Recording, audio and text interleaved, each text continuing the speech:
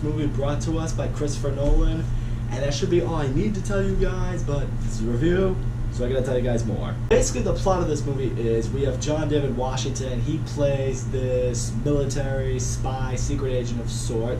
He is tasked with stopping Kenneth Branagh, the villain of this movie, from stopping World War III from happening. In order to do that, he teams up with another agent played by Robert Patton. He also teams up with Kenneth Branagh's estranged wife played by Elizabeth Debicki. And armed only with the word Tenet, he uses this technology to manipulate the flow of time, which is the only way they're going to be able to stop this World War III catastrophe from happening. This was my most anticipated movie of the whole year.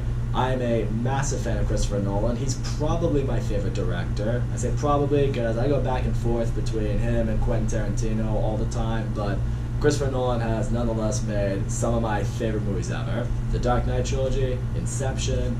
The guy's a master at filmmaking. So anytime he's gonna release a movie, I am like, I am there. And I'm there with high expectations. I know there's a lot riding on this movie. I mean, people are expecting it to be great simply because it's Christopher Nolan, but I'm sure the studios out there are really banking on this movie to be good because it's hopefully supposed to be the movie that's gonna finally get audiences back into the seats at the movie theater. I mean, COVID-19 really impacted the movie industry. I'm sure they're banking on Tenet being the one that kind of brings it back to life. So now to answer the question, is Tenet good? Yes.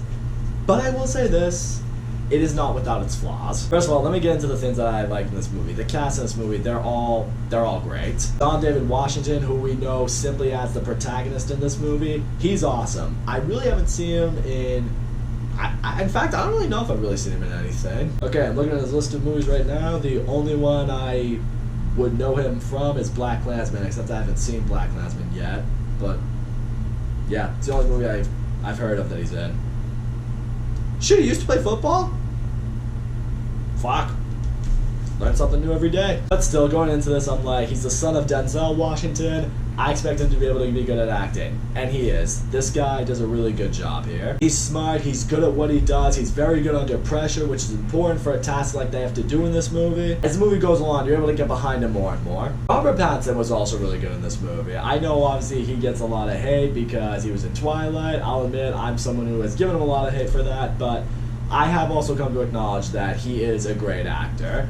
He was horrible in Twilight, but I've now become to understand that that wasn't all his fault. But he's really good in this movie. The chemistry he has with John David Washington is excellent. I love seeing the two of them work together. I love his knowledge of the whole time manipulation that really goes on in this movie. Elizabeth Debicki also really shines in this movie. I like seeing the conflict that she's dealing with because she's married to this complete fucking asshole that is Kenneth Branagh. She wants to get out of that. She wants to do what she can to help these guys because it will finally free her of him. And Kenneth Branagh is the villain of this movie. As I just alluded to, he is great. He is a complete piece of shit. He's a fucking asshole. He's terrible to his wife. He's terrible to all the people around him. He's basically the polar opposite of John David Washington. He's someone you can very easily root against. I do want to get into some of the flaws I have in this movie right out the gate.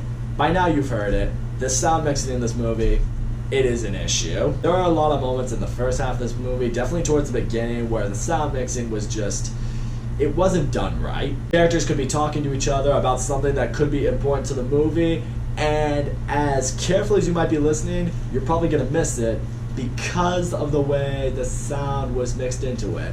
There's a lot of ambient noise in the background. Some of them may be talking with masks over their face. Music could be playing very loudly at the same time. This is a loud movie. I saw this movie in Dolby, and you feel it.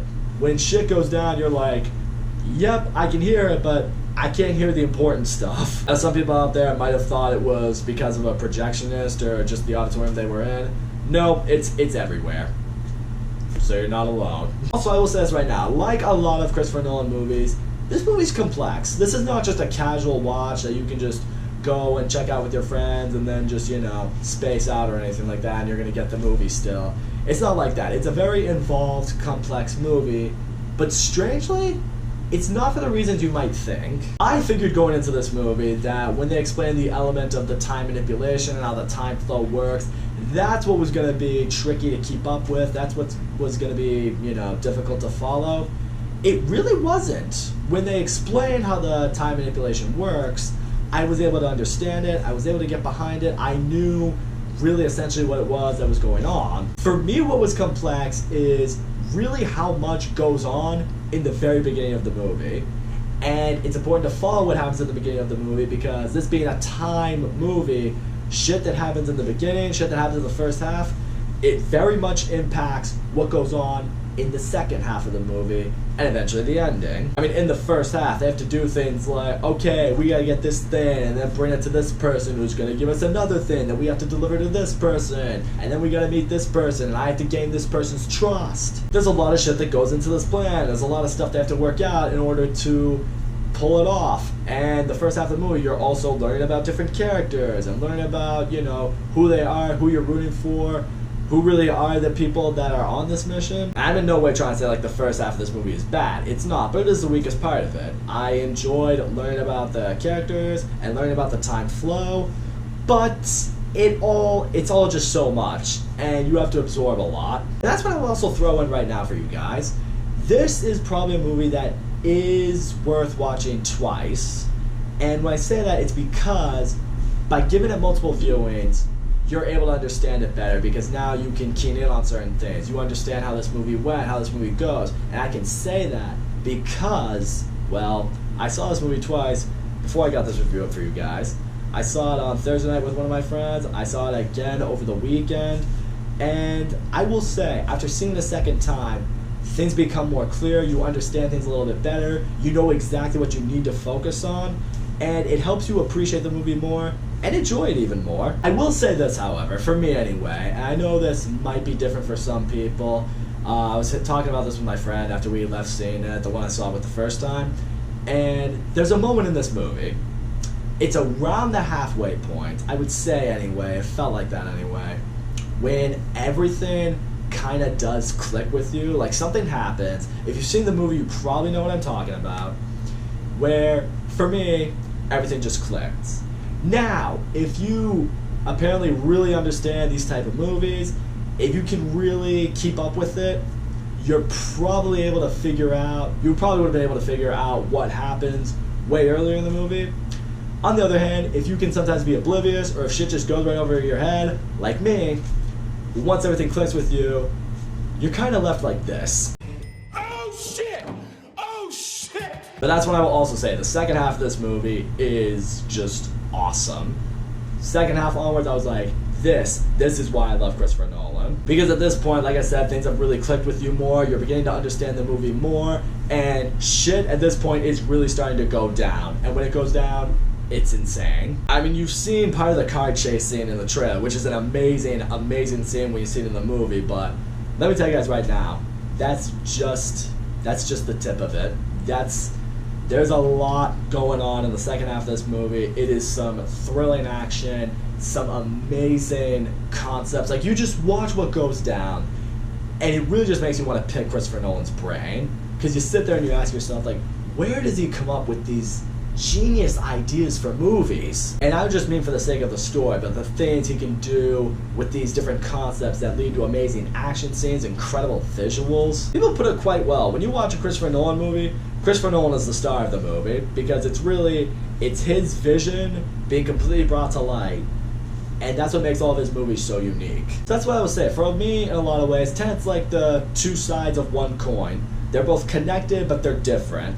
On one side, you have something that's going on that has a lot of development, a lot of character exploring, a lot of establishing of what the mission is. The second half onwards is very different. It's a lot of heavy action, brilliant visuals, everything officially going down, and that's why I will say the second half of this movie is easily the best part of this movie. Even when I watched the movie for the first time, I think the second half of the movie is what allowed me to like the movie a lot more, because I'm someone who has always said it's not about how you start, it's how you finish.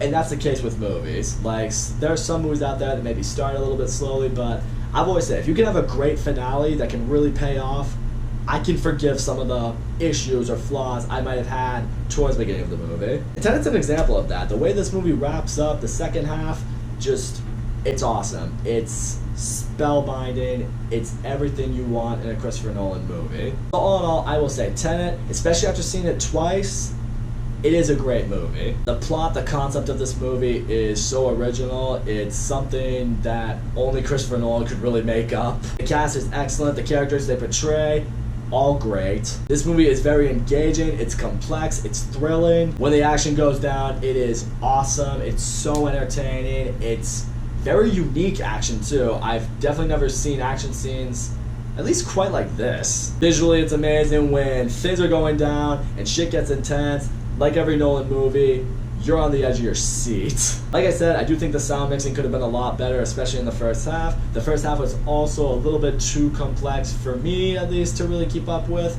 Maybe I'm just speaking for myself, but I think others would agree. That's what I'll say right now. If you watch the movie a second time, even if you didn't fully get it the first time, I think by the second time you watch it, you're gonna get a lot more, and your opinion towards it will change. I think you'll like it a lot more the second time you watch it. I know I did. In the end, is the movie on par with maybe some of Christopher Nolan's best movies? It's not. But in a lot of ways, I think I would compare this movie to Interstellar.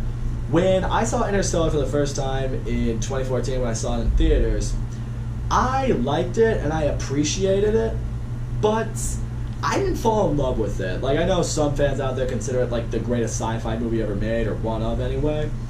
I never felt that way. And a lot of people did tell me, it's like, maybe you need to watch it a second time. And maybe I do. I actually have never seen it since I saw it in theaters in 2014, so maybe I will have to watch it again just to completely refresh my memory. Maybe I'll have to watch it a couple times, just buy it on Blu-ray and just binge it for a day. I think in a lot of ways, Tenet could be compared to that in the sense that it's complex, it has a lot of things you need to follow, it may require multiple viewings, but maybe if you don't really get it the first time, by the second time you watch it, it's a movie that you can end up loving. So that's all I gotta say, guys. Thank you so much for watching my video. Don't forget to leave a comment, like, subscribe, and I'll see you all next time.